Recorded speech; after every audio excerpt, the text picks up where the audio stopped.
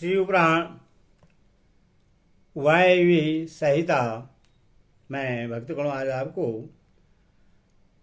शिवपुराण में मंदराचल पर गौरी देवी का स्वागत, महादेव जी के द्वारा उनके और अपने उत्कृष्ट स्वरूप एवं अविच्छेद्य संबंध पर प्रकाश तथा देवी के साथ आए हुए व्याघ्र को उनका गणाध्यक्ष बनाकर अंतपुर के द्वार पर सोमनंदी नाम से प्रतिष्ठित करना।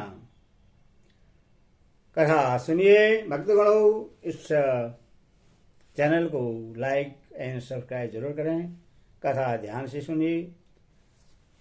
ऋषियों ने पूछा, अपने शरीर को दिव्य गौरवण से युक्त बनाकर की राजकुमारी देवी पार्वती ने जब मंदराचल प्रदेश में प्रवेश किया तब वे अपने पति से किस प्रकार मिली। प्रवेश काल में उनके भवन द्वार पर रहने वाले गणेशरु ने क्या किया तथा महादेव जी ने भी उन्हें देखकर उस समय उनके साथ कैसा बर्ताव किया। वायु देवता ने कहा, जिस प्रेम गर्भित रस के द्वारा अनुरागी पुरुषों के मन का हरण हो जाता है, उस परम रस का ठीक ठीक वर्णन करना असंभव है। द्वारपाल बड़ी उतावली से राह देखते थे। उनके साथ ही महादेव जी भी देवी के आगमन के लिए उत्सुक थे। तब वे भवन में प्रवेश करने लगे। तब संकित हो उन प्रेम जनित भावों से वे उनकी ओर देखने लगे। देवी भी उनकी ओर उन्हीं भावों से देख रहे थे।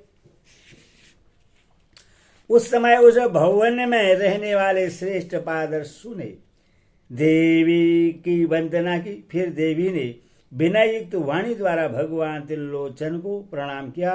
वे प्रणाम करके अभी उठने भी नहीं पाए थे कि परमेश्वर ने उन्हें दोनों हाथों से पकड़कर बड़े आनंद के साथ हृदय से लगा लिया। फिर मुस्कुराते हुए एक टक नेत्रों से उनके मुख चंद की सुधा का पान सा करने लगी। फिर उनसे बातचीत करने के लिए उन्होंने पहले अपनी ओर से वार्ता आरंभ की। देवादिदेव महादेव जी बोले, सर्वांग सुंदरी प्रिय, क्या तुम्हारी वह मनोदशा दूर हो गई जिसके रहते तुम्हारे क्रोध के कारण मुझे अनुनय विनय का कोई भी उपाय नहीं सूझता था। यदि साधारण लोगों की भांति हम दोनों में भी एक दूसरे के अप्रिय का कारण विद्यमान है, तब तो इस चराचर जगत का नाश हुआ ही समझना चाहिए। मैं अग्नि के मस्तक पर स्थित हूं और तुम सोम के। हम दोनों से ही यह अग्नि सोमात्मक जगत प्रतिष्ठित है। जगत के हित के लिए स्वेच्छा से शरीर धारण करके विचरने वाले हम दोनों के वियोग में यह जगत निराधार हो जाएगा। इसमें शास्त्र और युक्ति से निश्चित किया हुआ दूसरा हेतु भी है। यह स्थावर जगम रूप जगत वाणी और अर्थमय ही है। तुम साक्षात वाणीमय अमृत हो और मैं अर्थमय परम उत्तम अमृत हूँ। ये दोनों अमृत एक दूसरे से विलग कैसे हो सकते हैं। तुम मेरे स्वरूप का बोध कराने वाली विद्या हो और मैं तुम्हारे दिए हुए विश्वासपूर्ण बोध से जानने योग्य परमात्मा हूँ। हम दोनों कर्मस और विद्यात्मा तथा विद्यात्मा और विद्यात्मा हैं। फिर हमें वियोग होना कैसे संभव है। मैं अपने प्रयत्न से जगत की सृष्टि और सहार नहीं करता।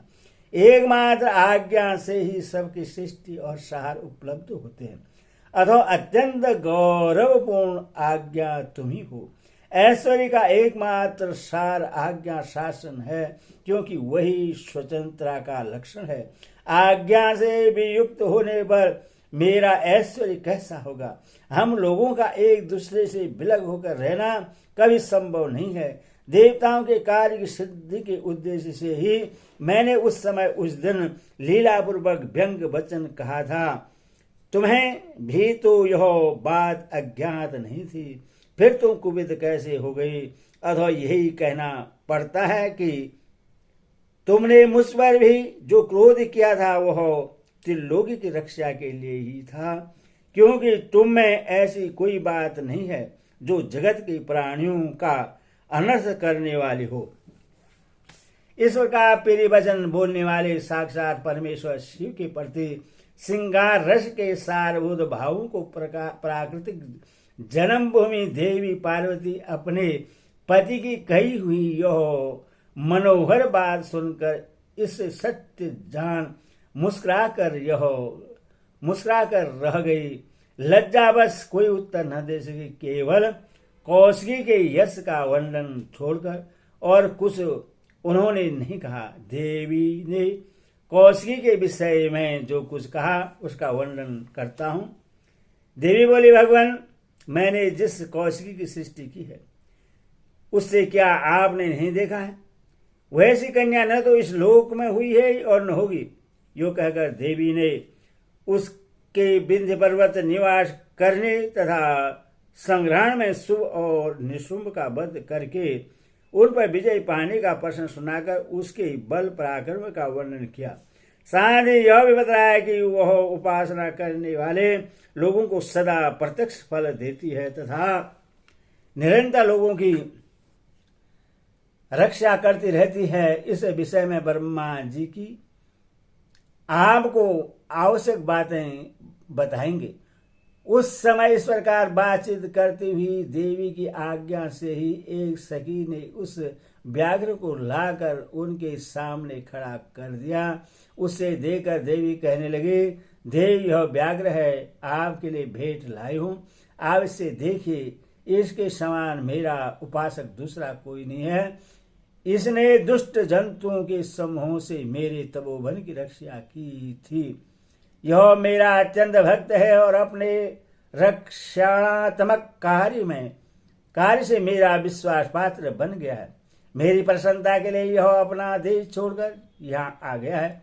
महेश्वर, यदि मेरे आने से आपको प्रसन्नता हुई है और यदि आप मुझसे अत्यंत प्रेम करते हैं तो मैं चाहती हूँ कि यह नंदी की आज्ञा से मेरे अंतपुर के द्वार पर अन्य रक्षकों के साथ उन्हीं के चिन्ह धारण करके सदा स्थिर रहे। वायुदेव कहते हैं, देवी के इस मधुर और अंत तो गतवा प्रेम बढ़ाने वाले शंभु वचन को सुनकर महादेव जी ने कहा, मैं बहुत प्रसन्न हूं। फिर तो वह व्याघ्र उसी क्षण लचकती हुई सुवर्ण जटित वेद की छड़ी रत्नों से जटित विचित्र क्वच सर्प की सी आकृति वाली छुरी तथा रक्षकों को चित्त वेश धारण किए गणाध्यक्ष के पद पर प्रतिष्ठित दिखाई दिया। उसने उमा सहित महादेव और नंदी को आनंद किया था, इसीलिए सोम नदी नाम से विख्यात हुआ। इस प्रकार देवी का प्रिय कार्य करके इस चंद्राधर्ष भूषण महादेव जी ने उन्हें रत्न भूषित दिव्य आभूषणों से भूषित किया। चंद्रभूषण भगवान शिव ने सर्वमनोहारिणी की राजकुमारी गौरी देवी को पलंग पर बैठाकर उस समय सुंदर अलंकारों से स्वयं ही उनका श्रृंगार किया। ओम नमः शिवाय।